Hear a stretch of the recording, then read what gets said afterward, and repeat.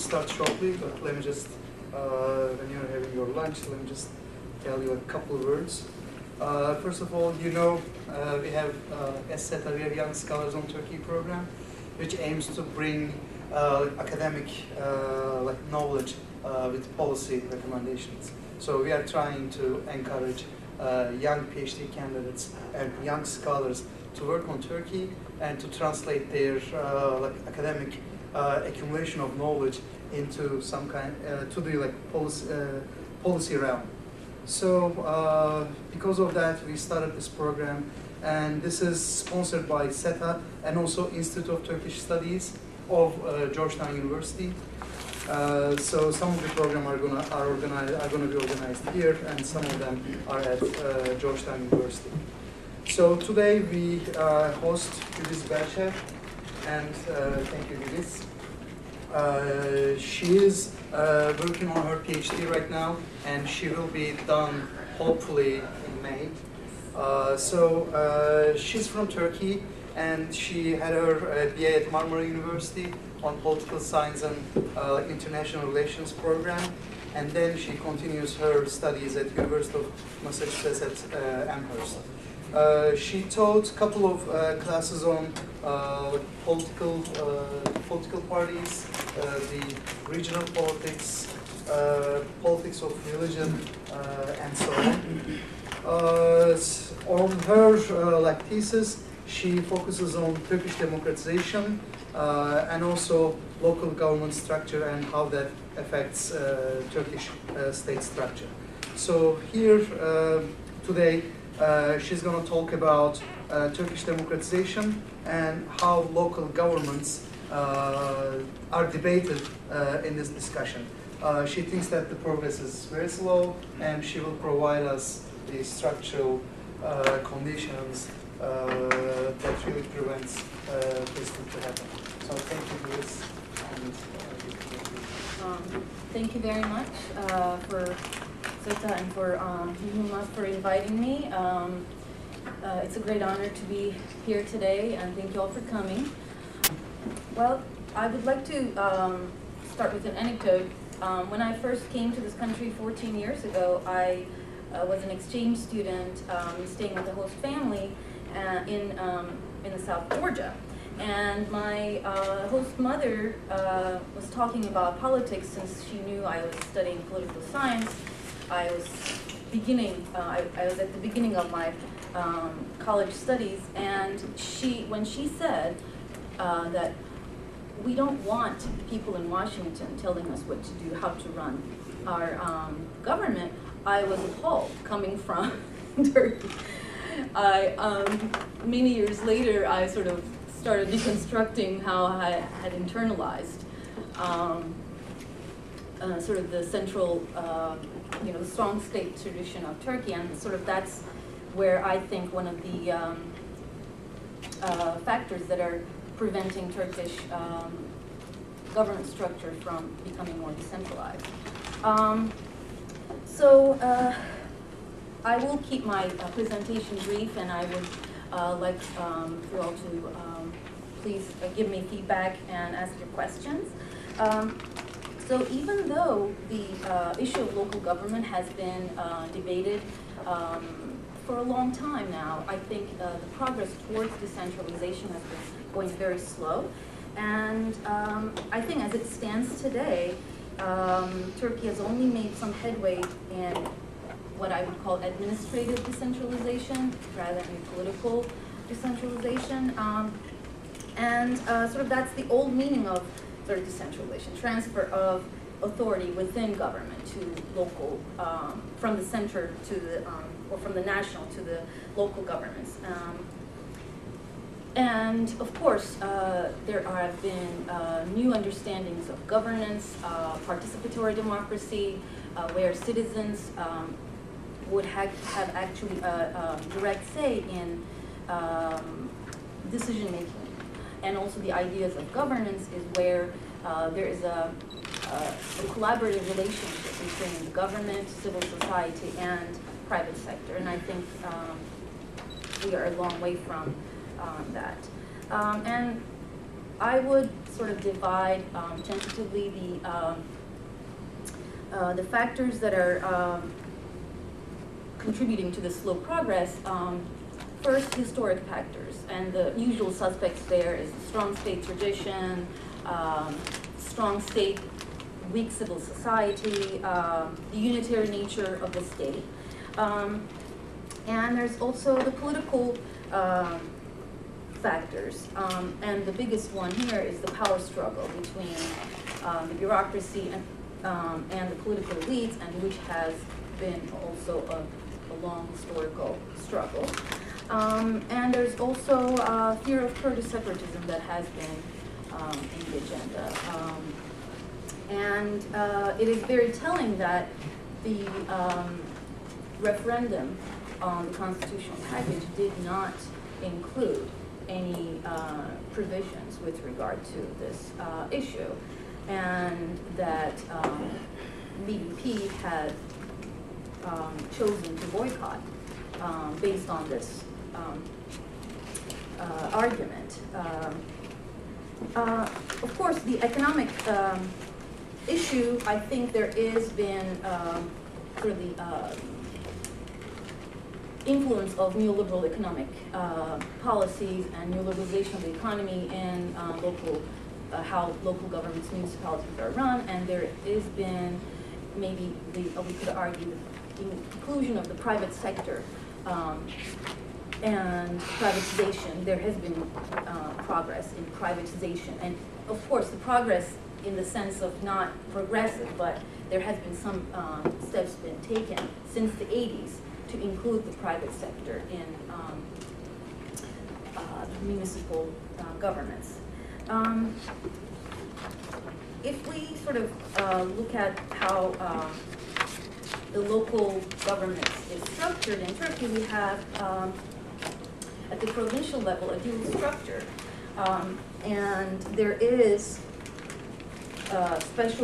what we call special provincial administration, and the head of this institution is the governor, who is still appointed by the central government, but it's also considered to be a local government institution. And there is municipalities headed by the mayor, popularly elected, and then there is metropolitan municipalities, which I will talk in a minute about that, and there's villages. And so if we look at, very briefly, the historical progression, in 1921 Constitution, we could call it post-Ottoman, but before the Republic was founded, that Constitution is always sort of pointed out as being the as being the Constitution that gave the most degree of autonomy to local governments.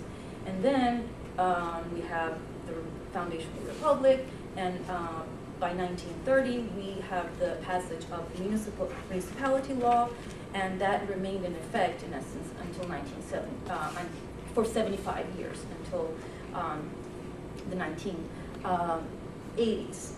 And so in the 1930 law, there were two contradictory forces that were at the core of the law.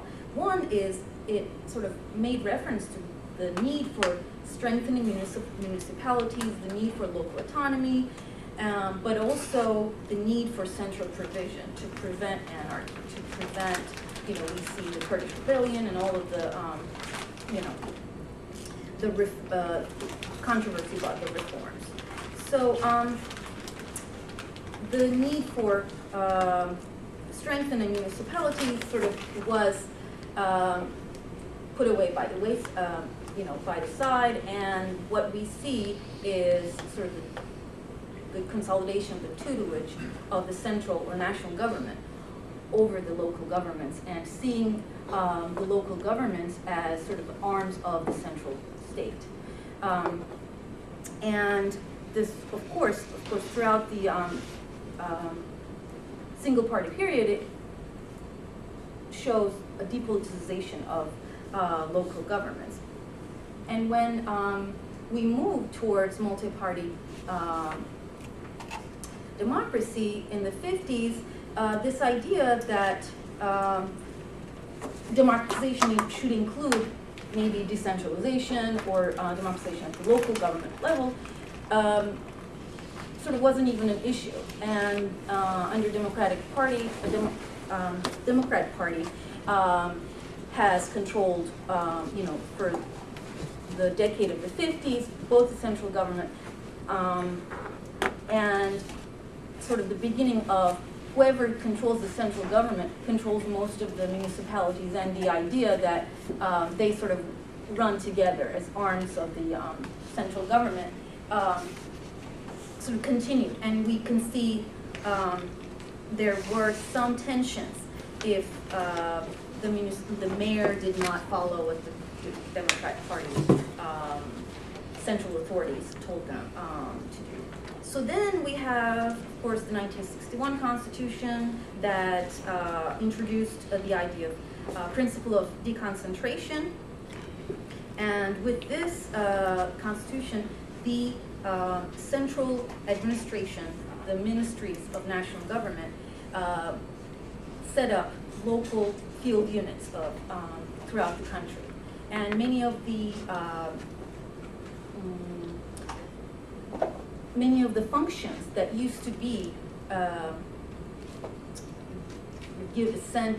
that used to be sort of on paper had to be done by special provincial administrations were transferred to central authorities of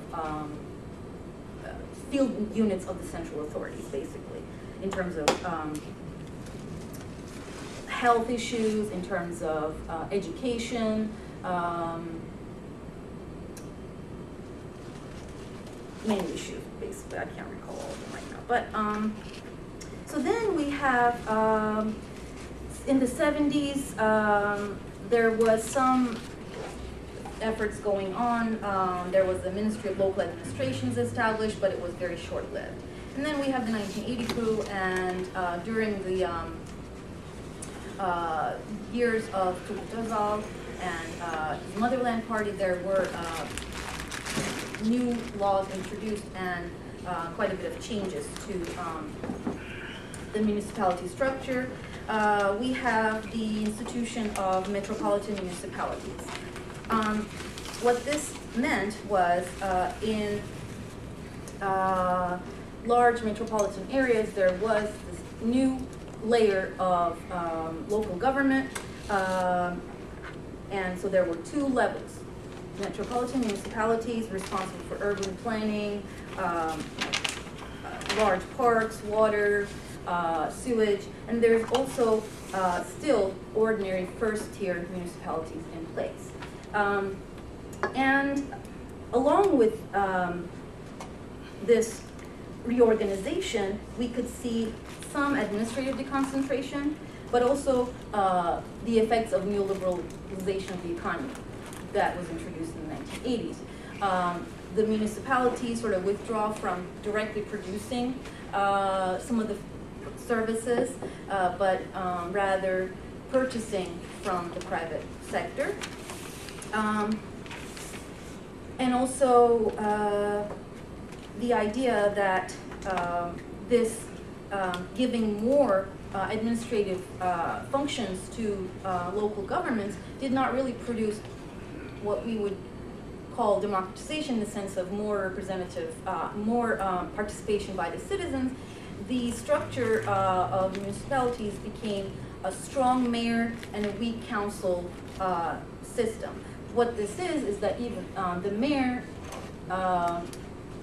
is the executive, the executive in charge, but he's also supposed to be governing the municipalities by this council, who is also whose members are also popularly elected. But there is the idea, there is another institution in between, which is the executive committee. So the council is bypassed usually, and the mayor, along with the committee members, run the show. There is sort of the ideas of effective decision making, rather than deliberation and bringing in more actors. There was centralization of decision making during this period. And then if we sort of fast forward to the 2000s, Party came to, before Party came to power, in the party program, if we look at the party program, there were a lot of reference to participatory democracy, reorganization of the public administration structure, as it was seen as ineffective, and strengthening of local governments, and creation of mechanisms that would strengthen the citizen participation. And in 2003, the government had proposed a bill to restructure public administration, and the assumptions, if we look at the government's justification for these reforms, the assumptions reflected a lot of the new public management idea that had been that had been sort of pushed by international development agencies, and which sort of had the idea that because bureaucracies have become very rigid, it is not able to sort of provide effective economic development. It has to be sort of the relationship between the central and local governments had to be restructured so that we would have a more democratic governance.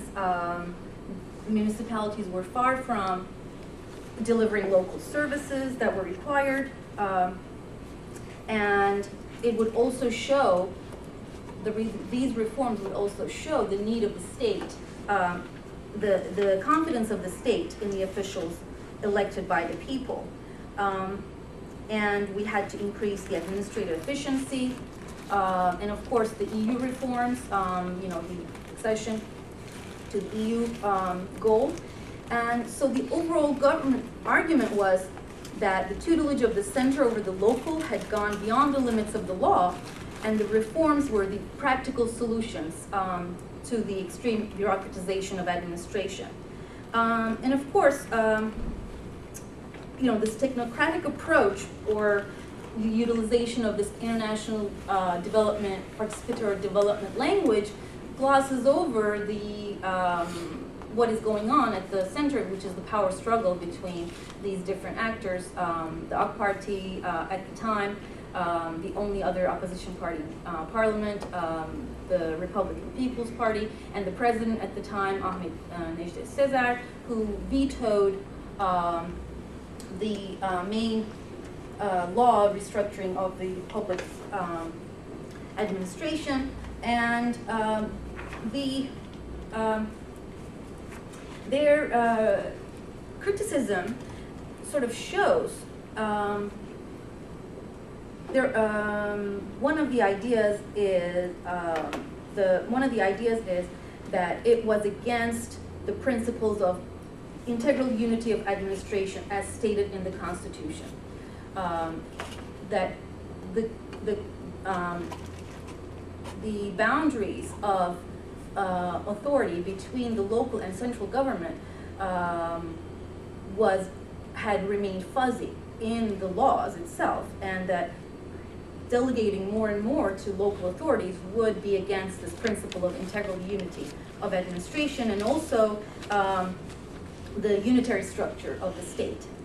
And of course, there's always the idea of the fear of Kurdish separatism if we decrease the tutelary powers of the governor at the local level. And so the central question is, which functions are going to be decentralized? Education, health, environment, agriculture, which of these could be delegated to the local government? And so with the veto of the president, AK Party sort of backed off from a comprehensive reform project, and the laws that were passed were municipality law and metropolitan municipality law and special provisional administration. And what has changed, I think one of the steps towards participatory democracy is that local governments have been given the power to have referendums in issues that are related to them. And there's also the introduction of what is called city councils, along with municipal councils. And this new institution sort of aims to bring together central government, local government, and civil society in a framework of partnership. And but this institution at this stage is only consultative. It has no binding on how the local governments function. And there's also some changes done in provincial special provincial administration, in the sense that now the council at this, the Council of Special Provisional Administration chooses from among its members a leader, but the governor is still the head, and who is still appointed by the central government. So, in short, there is still, I think, the need for clear identification of respective responsibilities of each of these local government institutions, as well as sort of the division between the central and local. And there is still the need to increase not only increase the budget of local governments, but also giving them more financial autonomy. At this stage, increasing budget, which results in just giving more money from the central government, does not give them any power over taxing locally. And there's also the need for organization building. The tradition of clientelism in its new forms still continues, and sort of neoliberal populism is, as some scholars name. And I think not addressing it in the new constitution would be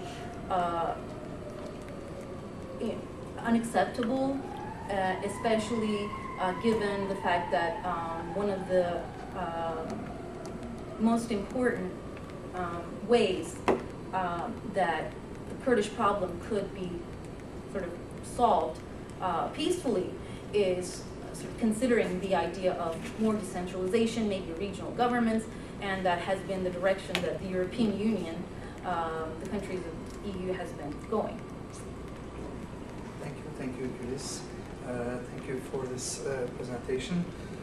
Before I turn to our audience, so I want to ask first question myself. So you already explained this, but I just wanted to ask you very briefly, what is the most important factor that prevents decentralization in Turkey? And do you see any possibility that that can be solved in the future? Well, the most, I think the most important factor, I think, is the power struggle. From from a political scientist point of view, I could not just get myself to say the economic factors is the most important. But the political struggle and the inability of the different actors to come to grips with the fact that there will be disagreements on this issue. I think one of the problems with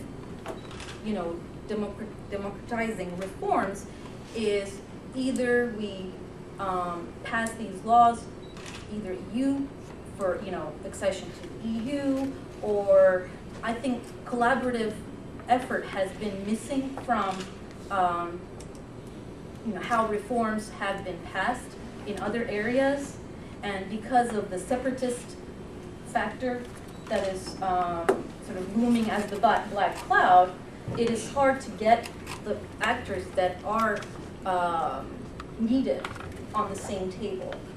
I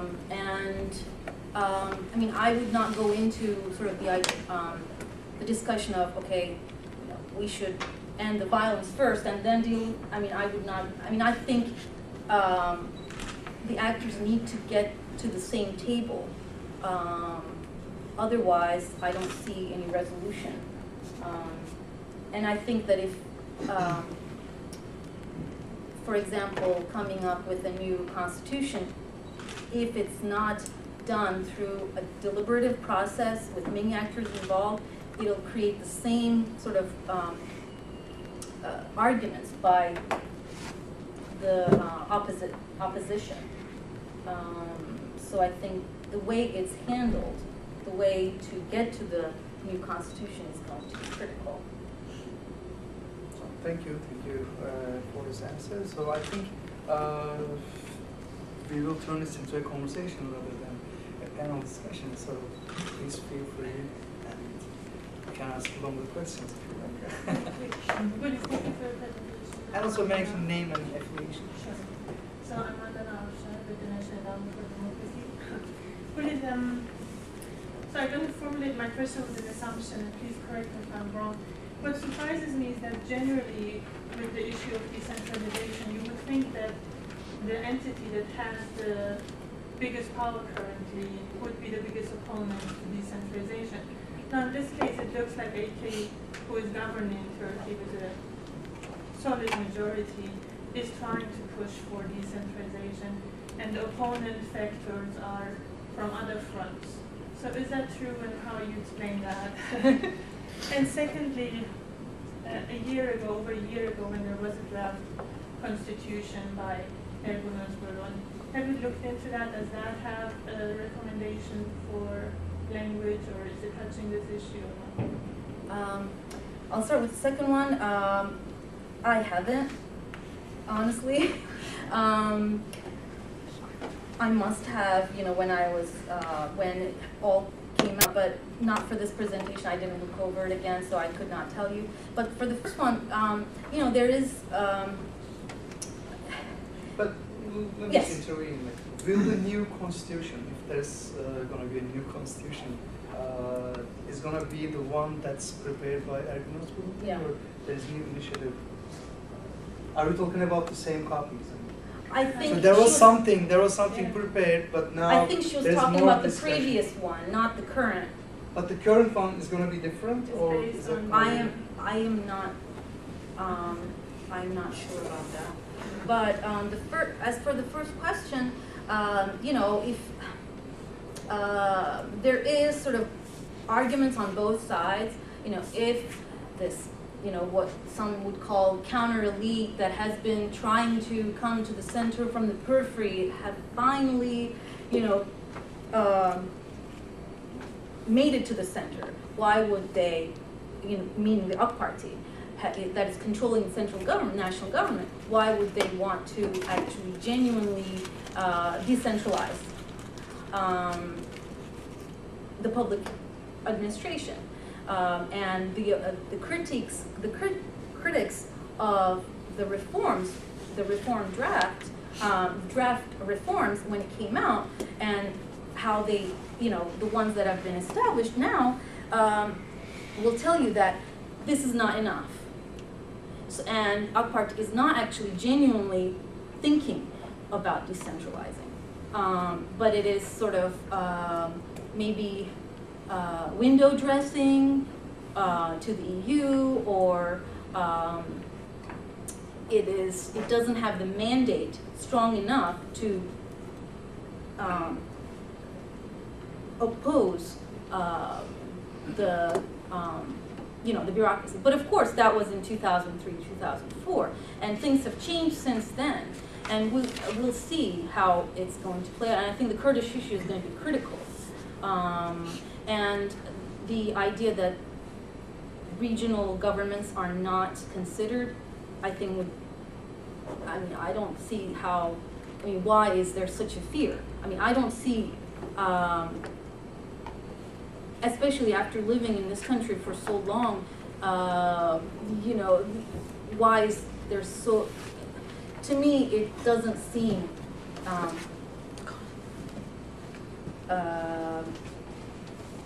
logical not to consider regional governments giving more autonomy.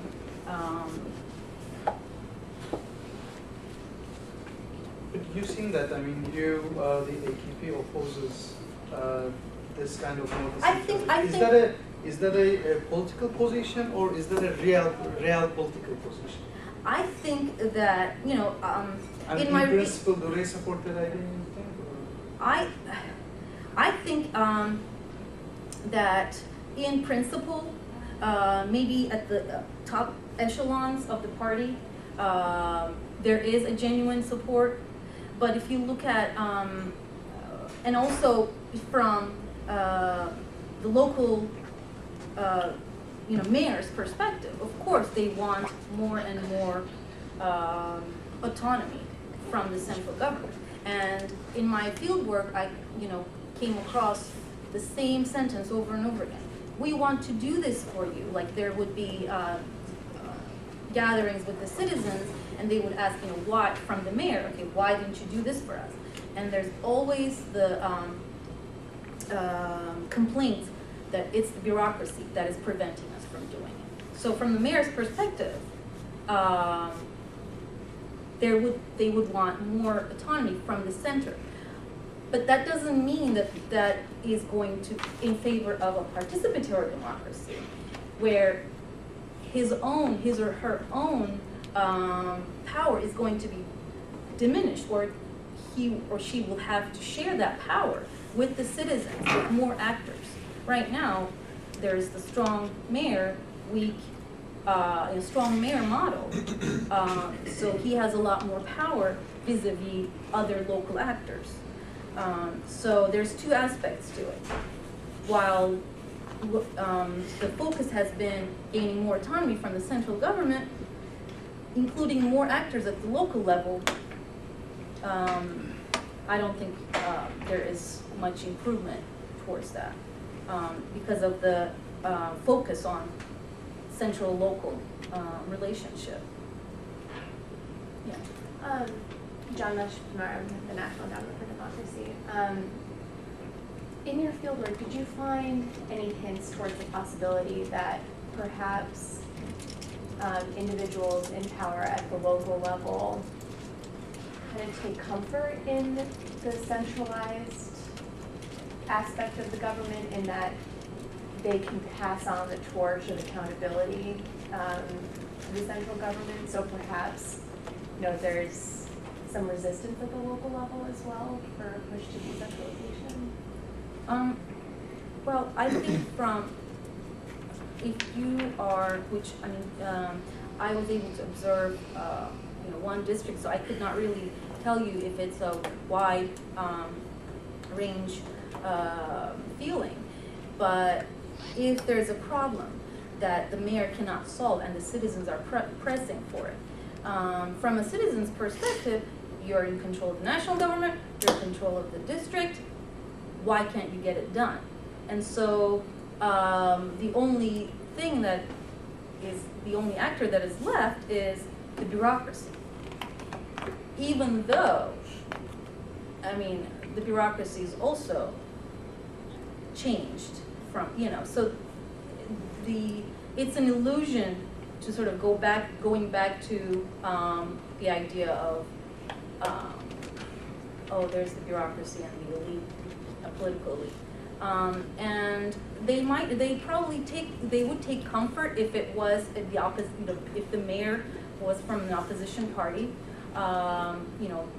They're not giving us enough money, they're not letting us doing this. It would be easier for an opposition party mayor to argue, but from an AK Party mayor's perspective, they cannot really argue for that. Ken Dante. I'm not affiliated, but I still have a question. Basically, coming from America, there were basic laboratories for democracy before there was an overall country. Some of those were the small towns. I've been in small organizations that were democratic. Most organizations I've been part of have been pyramids, for good or ill. Curious about what laboratories there are in Turkey for democracy. Democracy being more than just a formula, but being almost like a spirit of how people work together. I think the symbol in some ways might be more of a circle. When I've been part of a creative group that's been a circle, it's been a decision-making that's been more fluid. Sometimes it takes longer, but it's often more creative, as opposed to the pyramid, which may be more decisive, but also more tyrannical. So I'm just wondering, what are the structures in Turkish culture, or the traditions in Turkish culture that might lead in that direction, if indeed it is a good direction? Thank you for your question, because sort of school of democracy, that phrase is used very frequently by the party officials at all levels, and they use that language of local governments being schools of democracy, and also the party organization, which is wide and extensive and very strong organizationally. Those two that I have observed during my fieldwork have been repeatedly called as schools of democracy, which seems to me more rhetoric than reality. On the one hand, definitely the party has reached out to groups of people that would not have previously engaged in any kind of political activity. But whether the decisions that are made to conduct any kind of political policy, or even not at the national level, but at the local level, those new actors that are involved in party politics have a say in deliberation. I'm not sure that is the case. And the new organizations that I talked about, like the city, I mean, I don't